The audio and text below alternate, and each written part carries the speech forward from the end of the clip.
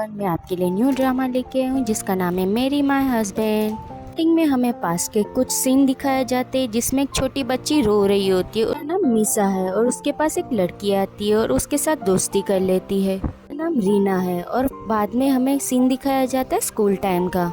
रीना और मीसा साथ में थे, अच्छे फ्रेंड्स की तरह, और दोनों बहुत अच्छा टाइम स्पेंड करते एक दूसरे के साथ। फिर सीन सीधा कंपनी में इनकी जॉब में शिफ्ट हो जाता है।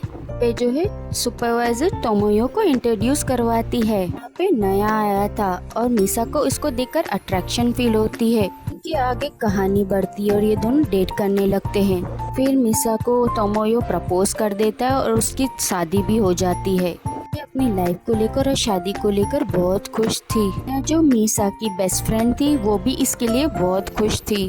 हमें प्रेजेंट का सीन दिखाया जाता है। मीसा जो है वो हॉस्पिटल में एडमिट थी। की तबीयत खराब लग रही थी। वो अपनी लाइफ के बारे में ही सोच रही थी कि उसको एक अच्छा हस्बैंड मिला, एक अच्छी दोस्त मिली और उन दोनों के लिए वो अभी लेटर लिख रही होती है। उसके बाद वहाँ पे रीना आती है और मीसा उसको देखकर बहुत खुश होती है।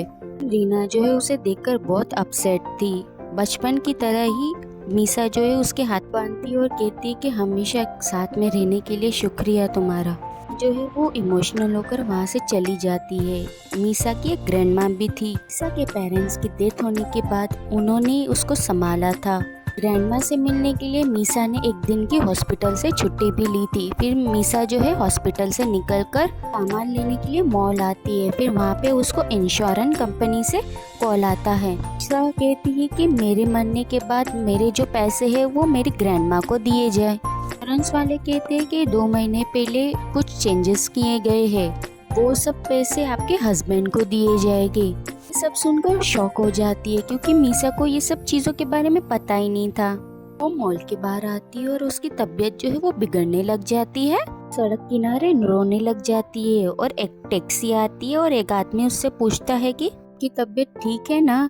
तो मीसा हाँ कहकर गाड़ी में बैठ जाती है। ड्राइवर उसकी नाजुक हालत देखकर उससे बातें करने लगता है और मीसा उसको जवाब देने लगती है। मीसा का मूड अच्छा करने के लिए ड्राइवर ऐसा रूट लेता है जहाँ के नेचर के नज़ारे बहुत अच्छे थे। तो ये सब देखकर बहुत खुश हो रही होती है। इसको है ना कैंसर हुआ था, ये जल्दी मरने वाली थी।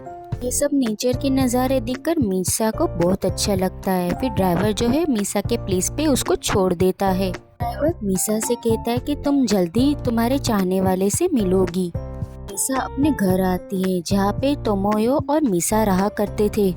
जैसे ही अंदर आती है उसको कुछ आवाजें आती है तो वो अपने बेडरूम में जाती है। रूम में जैसे ही एंटर होती है टोमोयो और रीना को साथ में देखकर शॉक हो जाती है कि तबीयत ये सब देखकर खराब हो जाती है और वो दोनों भी शॉक हो जाते हैं मीसा को यहाँ पे देखकर। कहती कि तुम्हारी कमी ने हमें क्लोज लाया, वरना हमारा ऐसा कोई इरादा नहीं था। यहाँ से जाने लगती है। टोमोयो और रीना उसके पीछे आते। टोमोयो उसको समझाता है, कहती कि तुम लोग कब से साथ हो। तो टोमोयो कहता है कि हम 2 साल से साथ हैं। जो है 1 वीक कहती है। मीसा कहती है कम से कम मेरे मरने तक तो रुक जाते।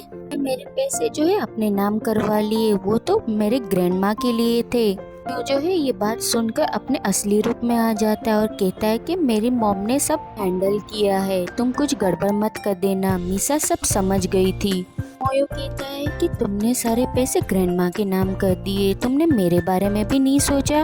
मैंने तुमसे इसीलिए शादी की क्योंकि तुम बहुत पैसे जमा करती हो, वरना तुम बहुत बोरिंग और डम लड़की हो। फिर शादी करके मेरी जिंदगी जहन्नम बन गई। मीसा तो बहुत बुरा लगता है। मीसा को समझ आया था कि उन दोनों ने मिलकर उसको चीट किया है। मीसा कहती है तुम तो मेरी बचपन की दोस्त हो ना। तो रीना कहती है कि तुम तो बस मरने ही वाली हो। जो है मीसा से कहती है तुम तो डम हो, ऐसी लड़की से भला कौन ही शादी करेगा। तुम्हारी वजह से मुझे बहुत कुछ बर्दाश्त करना पड़ा। मुझे तुमसे बहुत नफरत थी। मीसा इनके असली चेहरे देखकर डिसाइड कर लेती है कि इंश्योरेंस कंपनी को फोन लगाकर सब कुछ बता देगी। और जैसे ही वो फोन निकालती है तो जो है उसके पास से फोन छीनने लगता है और उसको बालकनी की तरफ धकेल देता है। वहाँ पे रीना आती है और टोमो का हाथ छुड़वाकर, इसकी वजह से मीसा जो है वहाँ बालकनी से नीचे गिर जाती है। पर टोमोयो जो है रीना को शौक होकर देखने लग जाता है। क्या कर दिया। रीना समझ जाती है कि मर्डर का इल्जाम उसके ऊपर ही आएगा, तो वो ऐसे एक्टिंग करने लग जाती है जैसे मीसा ने सुसाइड किया है। कि आखिरी सांसें चल रही होती है और वो अपनी जिंदगी के बारे में सोचती है कि इसको तोमोयो की असलियत के बारे में पता ही नहीं चला। याद करते करते वो ये सोचने लगती है कि उसे एक और मौका मिल जाए से वो बदला ले सके, क्योंकि मीसा जो है वो साफ दिल की और हेल्प करने वाली थी। और सडनली सीन चेंज हो जाता है। जो है अपनी ऑफिस की डेस्क पर सोकर उठती है। वो ऑफिस में देखकर शॉक हो जाती है, क्योंकि वो तो मर चुकी थी ना। सीनियर आकर उसको प्रेजेंटेशन के बारे में बताते हैं और सब लोग है ना, लंच का टाइम हो गया होता था, सब जा रहे होते हैं। वो कुछ समझ नहीं आ रहा था। मीसा जो है लिफ्ट में आती है, वहाँ पे तोमोयो भी आता है। उसको देखकर डर जाती है और तोमोयो उसके पास आकर कहता है कि ये स्कार्फ तुम पे अच्छा लग रहा है। तोमोयो की असलियत जानती थी, इसलिए उसको इग्नोर करके बाहर निकल आती है। फिर आगे जाकर रीना मिलती है और उसको देखकर ऐसे शौक होती है जैसे इसने कहीं भूत देख लिया हो। मीसा जो है ये सब देखकर शॉक हो गई थी। उसके लिए तो ये सब एक ड्रीम जैसा है। मीसा वहाँ से चली जाती है। फिर वो एक बुक स्टोर में आती है और एक बुक में देखती है, में डेट्स चेक कर रही होती है। फिर बाहर आकर वो देख रही होती है। ये सब देखकर शॉक हो जाती है। कहती कि ये ऐसा कैसे हो सकता है। असल में मीशा की एक विश पूरी हो चुकी थी। मीशा अपने आप को आईने में देखने लगती है। पहले से यंग हो गई थी। ये अपने आप को देखकर देखती ही रह जाती है। कैंसर भी ठीक हो चुका था। ये सब देखकर उसको यकीन हो जाता है। सब भागकर अपने फेवरेट रेस्टोरेंट में आती है और वहाँ आकर अपना फेवरेट फूड खाती है, क्योंकि उसने बहुत दिन बाद ऐसा खाना खाया था। अपना पसंद का खाना खाकर बहुत ज्यादा खुश हो जाती है। खाते खाते उसको एक लड़की की फोन आती है और वो कहती है कि प्रेजेंटेशन देने का समय आ चुका है, जल्दी से मीटिंग वाली जगह पे पहुंचो। ये भी एक फूड कंपनी में काम करती थी और इसे पहले की बातें याद आती है। इसमें इसी समय में वो लेट पहुंची थी और रीना के बताए हुए वो एड्रेस पे पहुंचती है। तभी उसको फोन आता है और अपने पास सीन को याद कर रही होती है कि रीना ने पहले भी ऐसे किया था, ने जानबूझकर गलत एड्रेस भेजा था और इस बार भी ऐसा ही होता है। और कहती कि सॉरी, मैंने गलत एड्रेस सेंड कर दिया।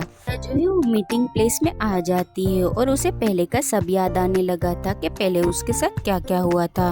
सोचती है कि ये सब कुछ सही से हो जाए ताकि प्रेजेंटेशन में गलत ना हो। और ये जल्दी से लिफ्ट में पहुंचती है। एक लड़के से टकरा जाती है और वो लड़का कहता है कि तुम पर ये स्कार्फ अच्छा नहीं लग रहा। इसको सॉरी बोल के वहाँ से चली जाती है। सुजू जो है वो इस कंपनी का डायरेक्टर था। जो है मीटिंग रूम में एंटर हो जाती है। रीना उसको देखकर अपसेट हो जाती है, क्योंकि वो टाइम से पहले कैसे पहुंच गई ये सोचने लगती है। अपनी प्रेजेंटेशन स्टार्ट करती है और वो उसको याद आता है कि दूसरा जो ब्रांड है वो फेमस होने वाला, तो उसके बारे में बात करने लगती है अपनी प्रेजेंटेशन को छोड़ के। कहते कि ये सब क्या हो रहा है। मीटिंग खत्म होने के बाद इंचार्ज इनको बहुत डांटते हैं। अपनी डेस्क पर आकर बैठ जाती है और रीना उसको सॉरी बोलने आती है। को याद आता है कि उसने कैसे पास में सब करा था। आपको अच्छा लगा तो सब्सक्राइब करें।